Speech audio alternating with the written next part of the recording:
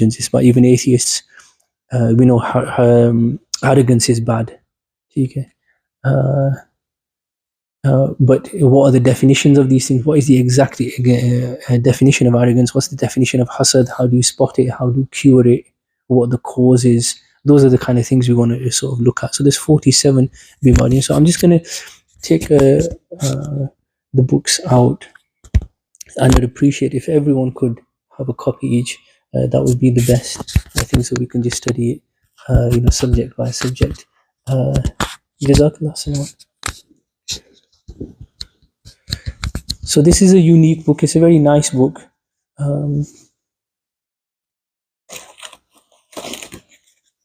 There's 20 copies there, Salman, if you just...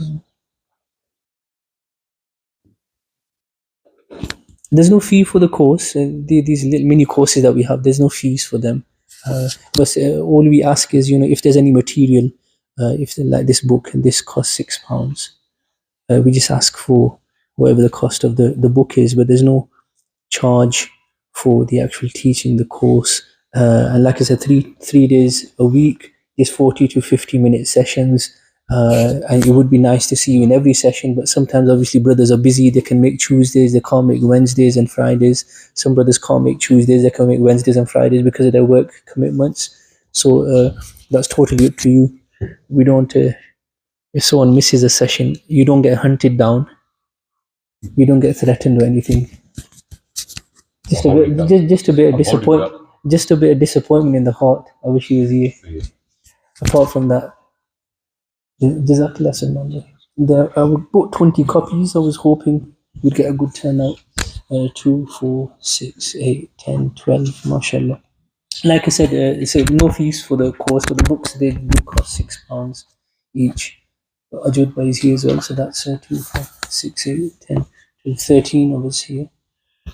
Feel free to grab a chair and sit on the chairs as well. Even if everyone wants to sit, I'll just sit on the...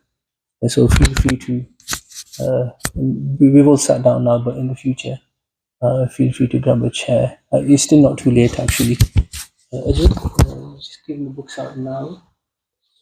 It's still not too late to grab a chair, even if you're not in pain or anything. You just feel like sitting up. And if the majority are sitting, we'll all sit up, inshallah. As-salatu wassalamu alayka ya sayyidi ya Rasulullah. So this book is called Sins of the Heart. It's taken...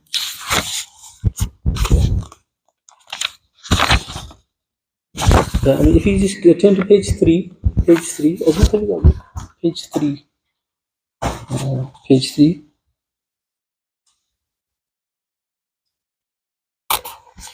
Just page 3, and we'll just do some introduction, and I'll mention some things.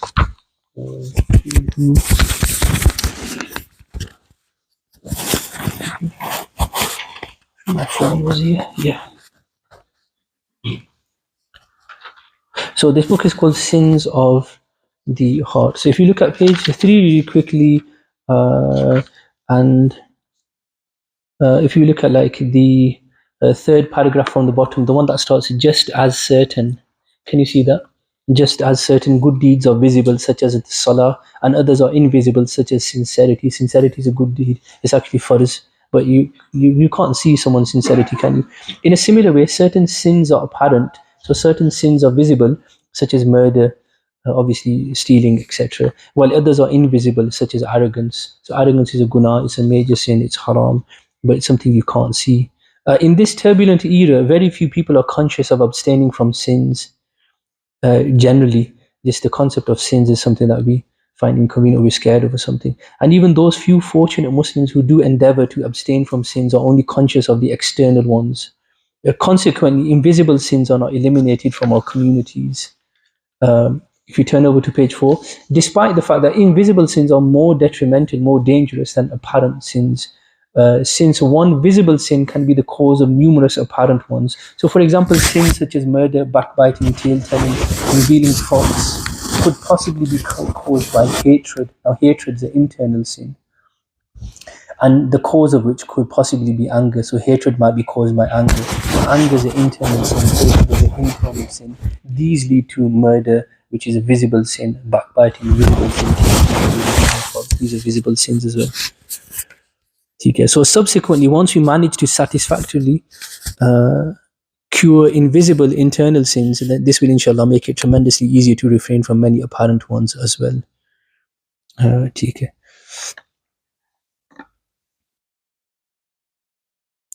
And then if you go to page 5, the bottom, fourth line from the bottom, page 5, fourth line from the bottom, Allah Hazrat Imam Ahmad Raza Khan Rahmatullah says in Fatawa Razaviyya, volume 23, page 64, educating oneself about spiritual ailments, muharramate batiniya. Muharramate batiniya is the Arabic word for sins of the hearts, things that we can't see. So, which mean arrogance, showing off, self-conceit, jealousy, etc. And page 6, their remedies, how to cure yourselves from these sins, is one of the most imperative obligations upon every Muslim. So this is farz ilm, learning about arrogance, etc., learning about these 47 internal sins. It's farz ain, it's farz ain for us to educate ourselves about this. And if you look at the bottom of page 6, the third line from the bottom. This book mentions the 40 sins of the heart quoted by Allah Hazrat Maulana Shah Imam Ahmad Raza Khan Rahmatullah in Fatawa Razviya. As well as, so Allah Hazrat has mentioned 40 in his book Fatawa Razviya, as well as 7 extra sins of the heart outlined by Arif Billah Allama Abdul Ghani Nabulusi Rahmatullah and Hujjatul Islam Sayyidina Imam Muhammad Ghazali Rahmatullah, leading to a total of 47 sins of the heart, accompanied with elaborations. So this book consists of 47 topics, 47 subjects that we'll try covering, inshallah. We'll try doing one a day, one every session, 47 subjects. Today we'll just briefly go through all 47, just like what they are briefly. There's a whole list at the beginning. And we'll skip this introduction. Yeah, go to page 10. Go to page 10.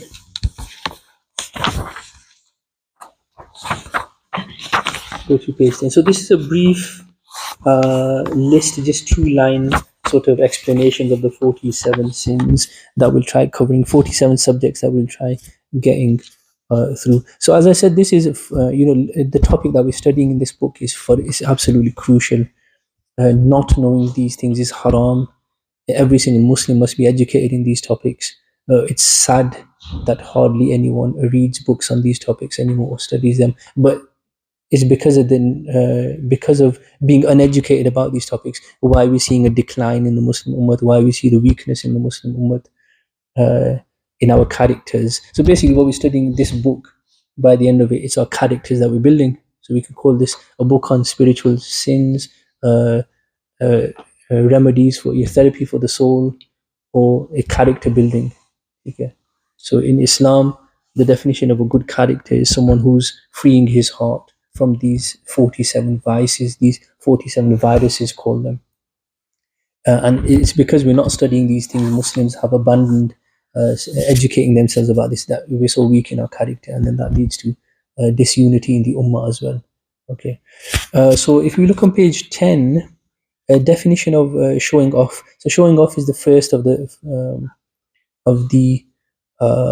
47 sins of the heart. Showing off, the Arabic word for showing off is riya. Riya literally means to show off. To worship with an intention other than to please Allah Almighty is showing off. Showing off is worshipping with the intention of being noticed by other people in order to subsequently allow you to acquire wealth or compliments from them, or so that they perceive you to be a pious individual and respect you, etc. So why do people show off? You want either wealth, or you want attention, you want fame. So doing ibadat with the intention of, not with the intention of pleasing Allah Ta'ala, but wanting to be known as a neck person. That's showing off. So that's the first one, which we'll study in detail later. Like I said, at the moment, just for today's lesson, we'll briefly go through all 47. We'll try to get through all 47 in the next 20 or so minutes. And then from tomorrow, in detail, we'll study showing off. We'll study each of these 47 in detail starting from tomorrow. The second one is a definition of self-conceit, which is ujb. Ujb. In Arabic, the Arabic word is ujb, ain, jeen, ba, self-conceit, being proud of yourself. So, what's the definition of a self-conceit? Attributing your qualities, e.g., your knowledge, your good deeds, your wealth, etc., to your personal self without fear of losing them. A self-conceited individual forgets to attribute blessings to Allah Azza wa Jal, who is the true bestower of blessings. I.e., to think of blessings such as health, beauty, wealth, intelligence, a melodious voice, a good voice, status, etc., to be your own personal accomplishments, and to forget that these are all favors from Allah Almighty. So that was the second one, self-conceit, ujub. You remember, do you want a book? The second one is ujub. So this is like, any good qualities that you have, or even when you do ibadat, so being proud of yourself and forgetting that Allah Ta'ala gave you the tawfiq to do that ibadat. So, being proud as though you've got this natural ability and this talent to do anything good, and forgetting that it's Allah Ta'ala who gave you those blessings. So that's a disease of the heart as well. That obviously leads to arrogance. Number three, jealousy. The definition of jealousy. Number three, the definition of jealousy. To desire that somebody else loses a. We've just done the third one, definition of jealousy. Jealousy is you want someone to lose a religious or worldly blessing, or you are not acquiring it in the first place. You don't want him to get a worldly or religious blessing in the first place. But number four, definition of hatred and malice. Malice is for you to consider another human being to be a burden for you to begrudge, hate, and despise him persistently without a shari reason, without a valid Islamic reason. So hating another Muslim without a valid reason. And number five, definition of hubbul madh, desiring praise, wanting to be praised, wanting to be contemplated, not contemplated, complimented, wanting to be complimented. Desiring praise is the feeling of joy when people compliment you for an admirable action that you may have done, or wishing that people compliment and respect you for an admirable deed. So this is bad as well, wanting praise, wanting people to compliment you. That obviously leads to showing off, leads to other sins, major sins. Number six, definition of a hubbul jah, desiring fame and respect is called hubbul jah. So we'll study that in detail as well, inshallah. Number seven, definition of love of the world, loving this world in a way that damages your hereafter. This is disliked and detested as well. So that's one of the subjects we'll study, inshallah, what loving the world means. Number eight, definition of desiring popularity. This again is similar to number six. Making efforts to be popular is desire for popularity. We'll look at that in detail as well. If we turn over to page 12, that is for someone to perform such activities so that he can get popular. Okay? We'll study that in detail, inshallah, Quranic verses and hadiths and stories about each one of these. Number nine, definition of respecting rich people. And this is one of the diseases of the heart as well, respecting rich people. Respecting rich people only for their wealth and status, this is condemnable in Sharia as well. Respecting a rich man because of his mal, that's actually you're respecting the dunya. The hadith of the Prophet ﷺ says that whoever respects a rich man, whoever humbles himself in front of a rich man because he's rich, then the one who humbles himself, he will lose 2/3 of his deen. You lose 2/3 of your deen when you humble yourself in front of a rich person because he's maldar, because he's a Sayyid Sahib.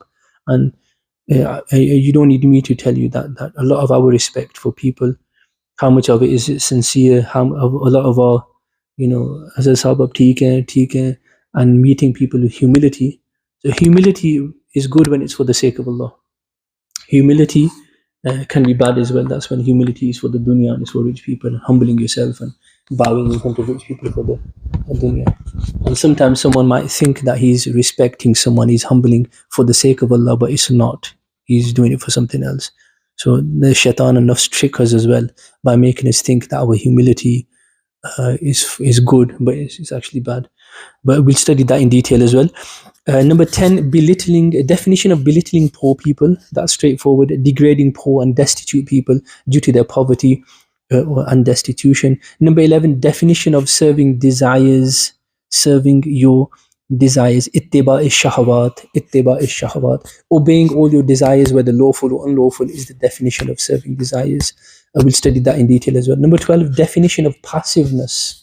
Mudahana. Mudahanat, literally, that's an Arabic word. It literally means leniency, being too soft. So, and what does it mean? So, mudahanat is actually haram.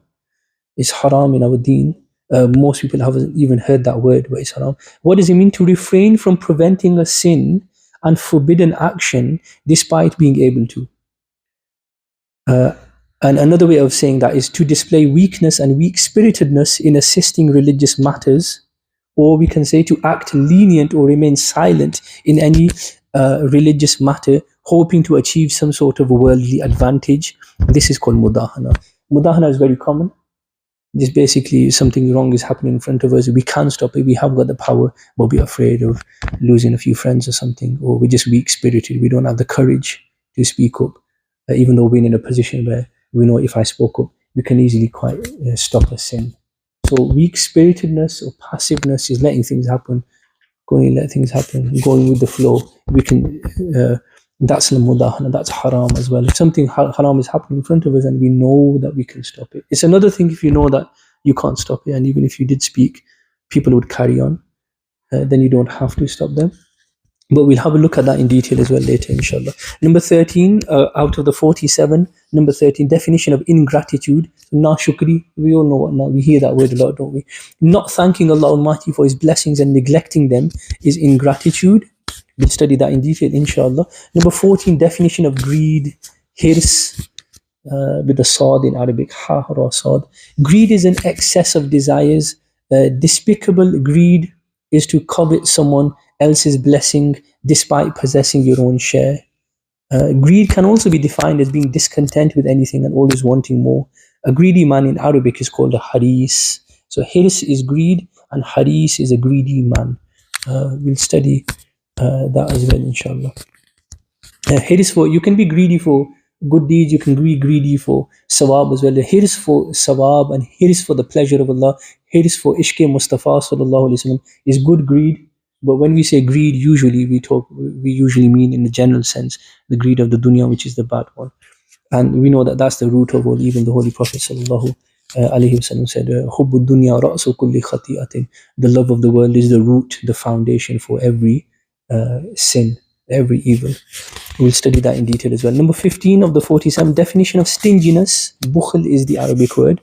Bukhl literally means miserliness, stinginess, which is to avoid spending money or assets in situations where it is religiously, socially, or courteously necessary to spend. Okay? So where Islam tells you to spend, or where socially it's necessary to spend, for someone to not spend. Like if you have a few friends come over, or if you have relatives come to your house, then it's normally considered like necessary. You should feed them, entertain them well. So for someone to not spend where Islam has commanded him to spend, where it's a wajib from a Shari point of view, or wajib from a social norm point of view, to spend, and he doesn't spend, he's conjuice, he's stingy. So we'll study the exact definition of what stingy is as well. We've touched on it in the past in previous lessons, and we'll study it in detail, inshallah. Number 16, definition of long expectations, tulul amal.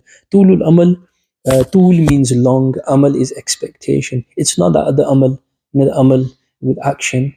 Amal also means expectations. Tulul amal literally means having long expectations. Having long expectations means wasting priceless moments of your life, expecting to achieve an extremely improbable goal, unlikely goal in the distant future. In the distant future. Number 17, definition of negative assumptions. Badgumani, negative assumptions.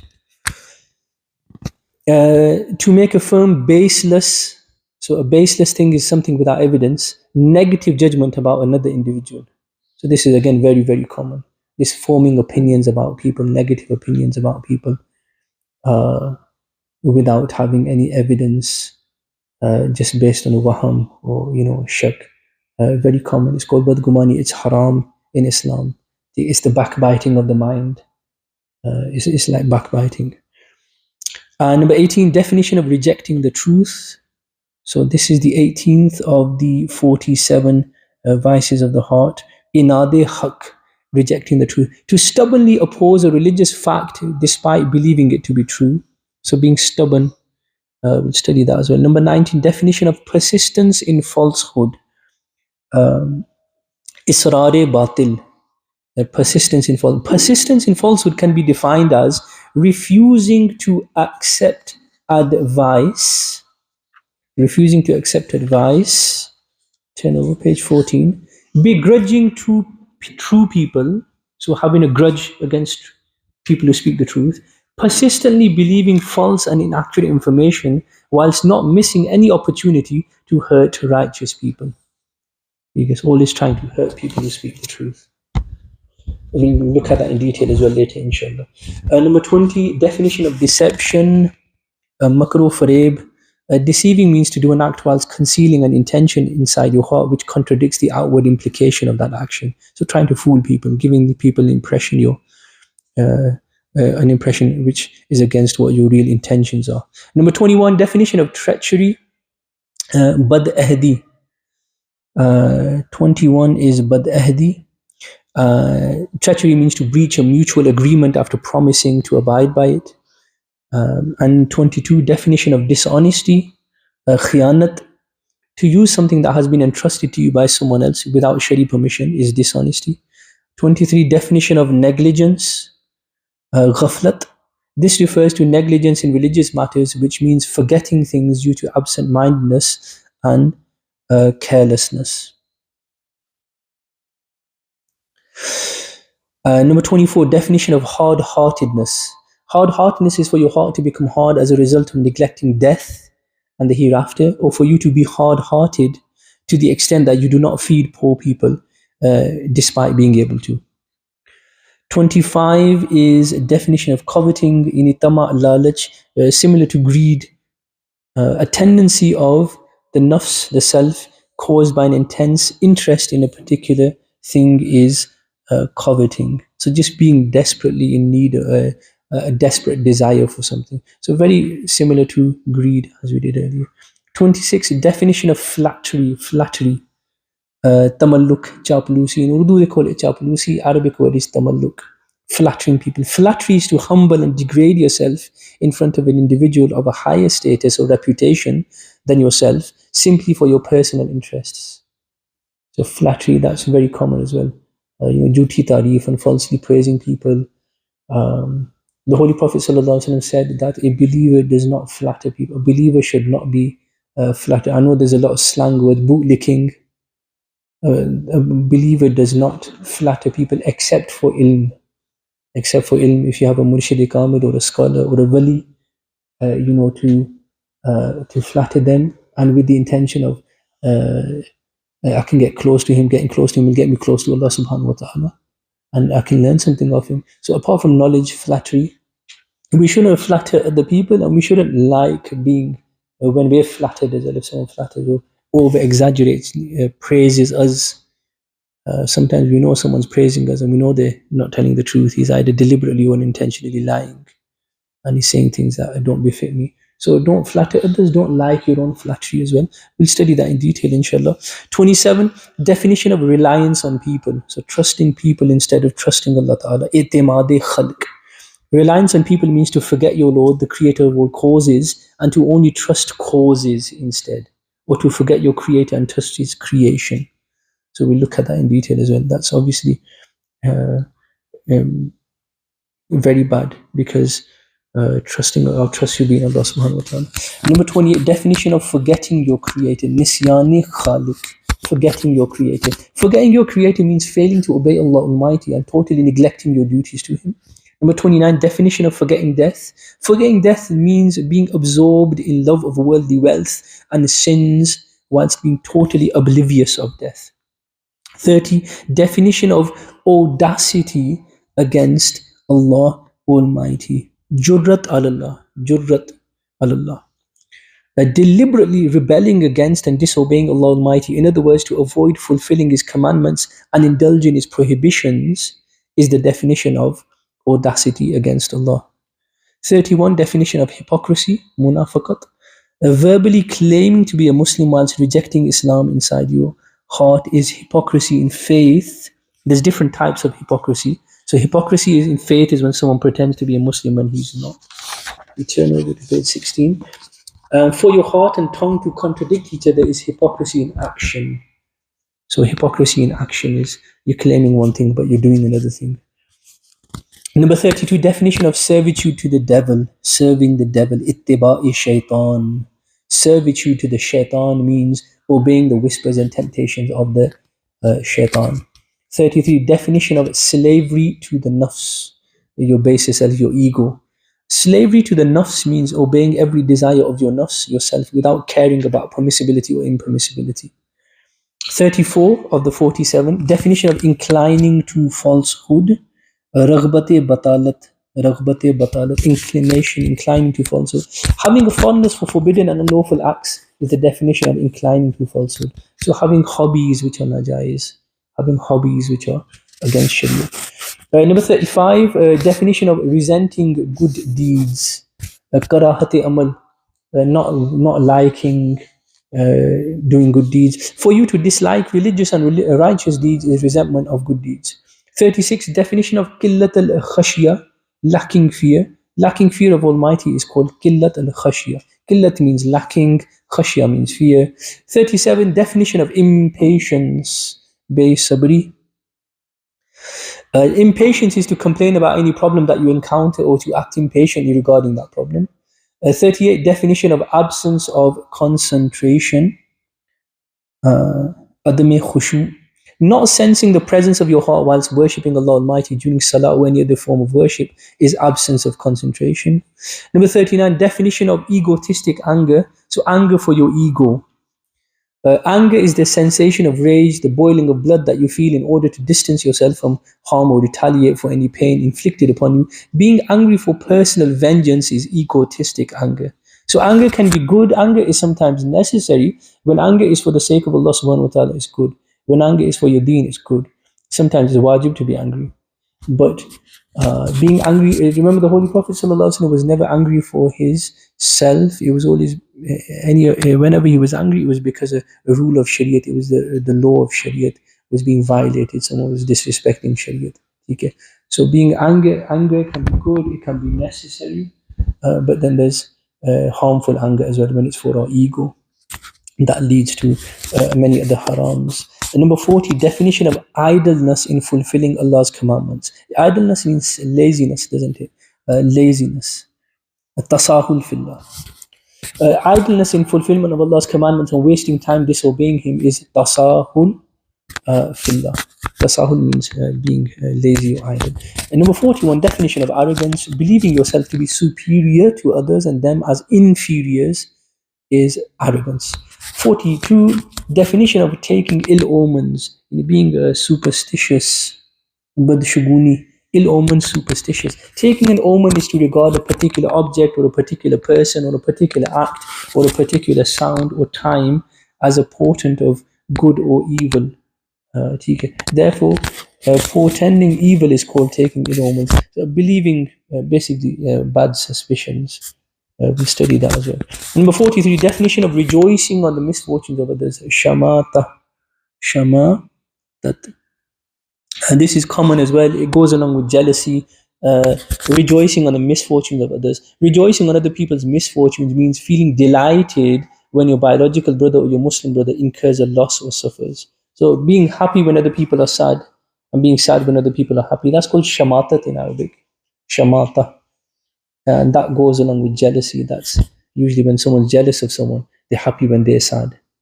And they are sad when they're happy. So shamatat we look at as well.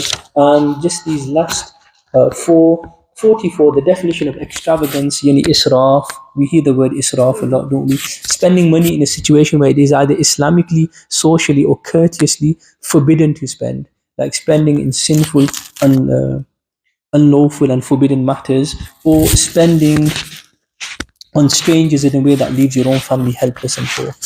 45, definition of worldly sorrow, gham-e dunya, expressing sorrow, sadness, and disappointment for the loss of a worldly asset in an impatient manner, whilst being displeased with the predestination, the taqdeer of Allah Almighty, and not expecting any spiritual reward for your suffering. This is worldly stress, and it is condemnable, condemned.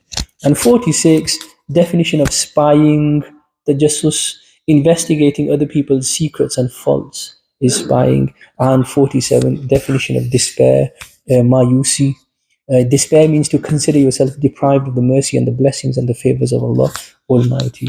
Sallu ala al-Habib, sallallahu ala Muhammad sallallahu. So we've gone, I know that was quick, I was trying to, we've just gone through the 47 subjects that this book consists of, and we've just gone like 2-3 lines on each, just a brief definition. So inshallah from tomorrow, and again, if you just turn to page 20 quickly, you can see those 47 just listed there on page 20 and 21. Can you see that list?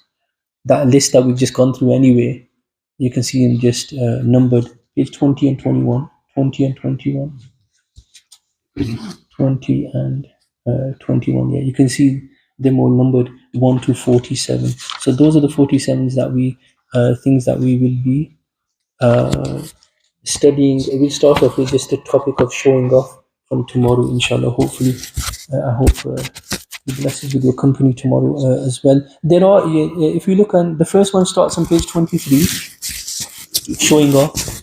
1, 2, 3, 4, 5, 6, 7, 8. So there's 8 pages on showing off. We'll go through those tomorrow. There's 10 causes and cures of showing off. So what the Quran Sharif says about showing off, what the Hadith says. We all know showing off is haram, and there's 10 causes and cures. So we'll try understanding those. Inshallah, we'll just study showing off. Even before showing off, another useful thing is, if you look on page 22, just generally, there's 4 tips there of how to save yourself from all of these sins, from any sins in Islam. There's 4 on page 22 and page 23. They're numbered 1, 2, 3, 4. Number 1 is the company of a perfect spiritual guide, a Kamil Murshid, to be in a company. So these are 4 ways of generally just rectifying your heart, of curing your soul, making sure that your soul is healthy, your heart is, how to avoid any sort of guna, physical and visible and invisible guna. The first one is a Kamil Shaykh, having a proper peer. But be careful, we live in a time where there's a lot of Jahil peers, a lot of Jahil Sufis. There's more Jahil and uneducated, unqualified Sufis and peers in our time. There are qualified ones, but nevertheless, there are qualified ones. You have to be very careful. The second way of doing your Islah is having a religious friend, someone who's really serious and sincere, that you can have, like a partner, who you can say, look, whenever you feel, if you feel I'm being arrogant, let me know. If you feel I'm showing off in something, let me know. Having like a personal spiritual friend, that's a really good thing to have. But again, may Allah make us capable of being that good friend ourselves before we start looking at whether other people are capable or not. Number 3 is interesting on page 23. Your enemies are good for rectifying yourself as well. Sometimes it's because enemies are always looking for your faults, even though they exaggerate them or they make up faults that don't exist. But somewhere in your enemy's criticism will be some sort of bit of truth. If there's no truth at all, you can thank Allah Ta'ala that I'm not as my enemies say. But enemies like pointing our faults out. And if you're really sincere about rectifying your heart, a smart man will even use the criticism of his enemies to make himself better. Okay? It's hard accepting that your enemy is saying something that's true, but that can be useful. And the 4th one, just looking at your community's faults, just looking at whatever faults are common in the community, the most likely I've got them in me as well, because obviously I'm living in the same community, so I can't. I've been socially conditioned by whatever the rest of my community have affected. I'm not some gem that's born in I'm living in this among the same people. So if there's an airbasi amongst them, well, I should think, hold on, if they've got it, I've probably got it as well. So just reflecting upon that as well, because obviously we've been born with this community from when we were kids. So any air, any fault that we see in other people, there's a good chance we've got it. So using other people's faults too as a reflection, as a mirror to see your own faults. So those are 4 tips there on page 22 and 23 to generally just in our whole lives. Have a murshid kamil, have a good friend, use your enemy's words as well, and use the community as a reflection, as a mirror to see your own faults as well. To use those four to cure ourselves in these 40 hours. Okay, inshallah. So, Jazakallah again for coming today. Sorry if I did fly through it, but I wanted to get through all 47 within like 20, 25 minutes. And we'll study them, like I said.